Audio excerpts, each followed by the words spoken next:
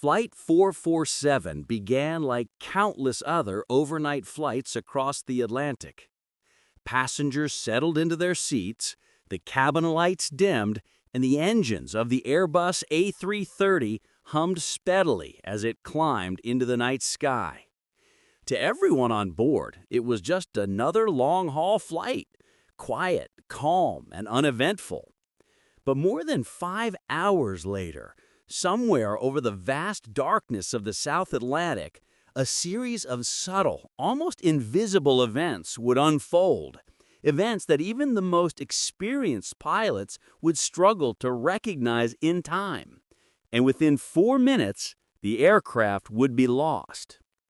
The story of Flight 447 is not a story of explosions, fires, or dramatic structural failure. It's a story of silence, a story of confusion, and a story of how a modern aircraft, one of the safest of its time, can slip into an unrecoverable situation in the middle of the night, surrounded by nothing but storms and ocean. As the flight cruised at 35,000 feet, the atmosphere inside the cabin was peaceful. Most passengers were asleep, wrapped in blankets, listening to the steady white noise of air rushing past the fuselage. Flight attendants prepared for their rest break, unaware of what was coming. The cockpit was quiet, almost eerily calm. The captain had stepped away for scheduled rest, leaving 2 experienced first officers at the controls. Ahead of them, tall storm clouds rose like dark towers. But this wasn't unusual. Night flights across the equator often encounter massive storm formations. The aircraft's weather radar showed clusters of intense activity ahead, but nothing the crew hadn't handled before. With minor course adjustments, they continued safely toward their destination. Turbulence remained light, the air smooth. But hidden inside those clouds was something no radar could reveal. Tiny, supercooled ice crystals suspended high above the main body of the storm. They were invisible to the naked eye, weightless, harmless looking, but capable of interfering with one of the aircraft's most important components, the pitot tubes. These thin metal probes measure airspeed, feeding crucial numbers to the aircraft's computers. When Flight 447 reached the storm tops, the first ice crystals struck the sensors. Not enough to cause immediate failure, not enough to trigger alarms, just enough to distort airflow around the pitot tubes. Inside the cockpit, the speed indicators flickered for a single moment, a jump, a dip, then normal again. The pilots didn't notice, but the flight computers did. For nearly a minute, the computers fought to interpret the conflicting airspeed data. Numbers swung rapidly. The left display suggested the aircraft was accelerating. The right display suggested it was slowing down. The autopilot could no longer trust the readings, and at exactly 2:10 a.m., it disconnected. A sharp chime echoed through the cockpit. The aircraft jolted slightly. Both first officers snapped to attention. Even in calm conditions, an unexpected autopilot disconnect demands immediate focus. One pilot took manual control, gently pulling back on the side stick, raising the nose just a few degrees. A small correction, but at high altitude, small corrections matter. Outside, the horizon was invisible. The storm swallowed everything. The unreliable airspeed indicators were feeding mixed signals. One display flashed overspeed warnings. Another showed dangerously low speed. The cockpit became a confusing collage of conflicting data. Then a new alarm filled the air. Stall! Stall! Stall! The pilots were shocked. A stall at this altitude felt impossible. They felt no vibration, no shaking. The engines roared normally. In their training, stalls involved violent shuddering and dramatic nose drops. But at 35,000 feet, aerodynamic stalls behave differently. They are silent, smooth, and deadly. The pilot flying reacted instinctively. He pulled back further on the controls. The nose pitched higher. The wings, already losing airflow, lost even more lift. The aircraft began to sink, slowly at first, then rapidly, thousands of feet per minute. The stall warning continued. In the darkness, with no visible horizon, every instinct told them the plane was climbing too steeply or accelerating too quickly. The pilots increased engine thrust. They adjusted trim. They tried to level the wings. But none of it helped. Every correction sent the aircraft deeper into the stall. The cockpit became a battlefield of flashing lights and warnings: overspeed, stall, dual input, unreliable airspeed, each one contradicting the last. By the time the captain rushed back into the cockpit, barely a minute after the crisis began, Flight 447 had already lost nearly 10,000 feet of altitude.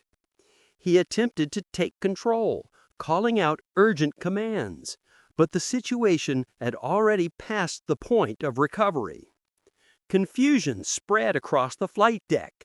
Who was controlling the aircraft? Which instrument was correct? Was the plane too fast or too slow? The darkness provided no answer.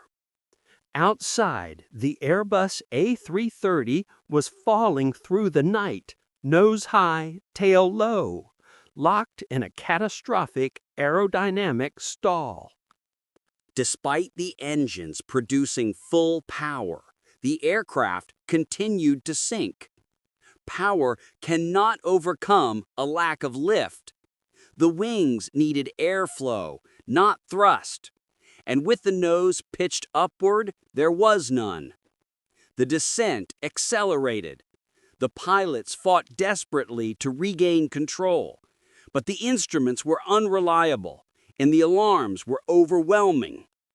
There was no dramatic spin, no spiral dive, no violent downward plunge like in the movies. Instead, Flight 447 descended like an elevator, smooth, steady, silently falling through layers of storm clouds, a tragic, unstoppable glide toward the ocean below. At 2:14 a.m., the ocean finally came into view on the radar altimeter. Altitude numbers dropped rapidly: 4,000 feet, 3,000, 2,000. The pilots pulled harder on the controls, unaware that pushing forward, lowering the nose, was the only action that could have saved the aircraft. At 2:14 and 28 seconds, Flight 447 struck the Atlantic Ocean. The aircraft was nearly level, wings straight, nose just slightly elevated, but falling vertically at terrifying speed. The impact was instantaneous, catastrophic, and for everyone on board, mercifully fast. For almost 2 years, the world searched for answers. Wreckage washed ashore. Speculation grew. But the ocean kept its secrets hidden far below. Eventually, in 2011, search teams discovered the flight recorders on the ocean floor, resting nearly 2 miles beneath the surface. When investigators finally analyzed the data, what they uncovered was not evidence of mechanical failure, nor an explosive event. The engines had functioned. The structure had remained intact. The controls, though mismatched, had not broken. The truth was more unsettling. Flight 447 was lost to confusion, conflicting information, and human instinct working against the science of high-altitude flight. The pitot tubes iced over, feeding unreliable data to the computers.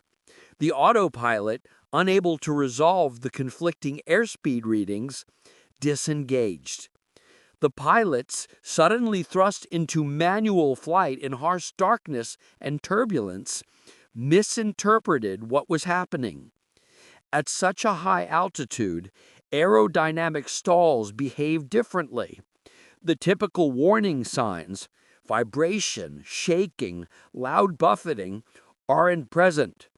Instead, the stall is smooth, almost quiet. The nose doesn't drop violently. The engines still roar. It feels like the plane is climbing, even as it falls. Experts later determined that if the pilots had performed one single action, lowering the nose within the first 20 seconds of the stall, the aircraft would have recovered. Lift would have returned. The descent would have stopped, and the autopilot could have been re-engaged. But disasters are rarely the result of one mistake. They arise from chains of events, small, subtle moments that combine into tragedy. Flight 447 entered a storm filled with invisible ice crystals at just the wrong moment. The sensors froze. The data became unreliable. The autopilot disengaged. The stall warning sounded, even as the instruments contradicted each other. Confusion spread across the cockpit. Human instincts, shaped by thousands of hours of experience, clashed with the physics of high-altitude flight.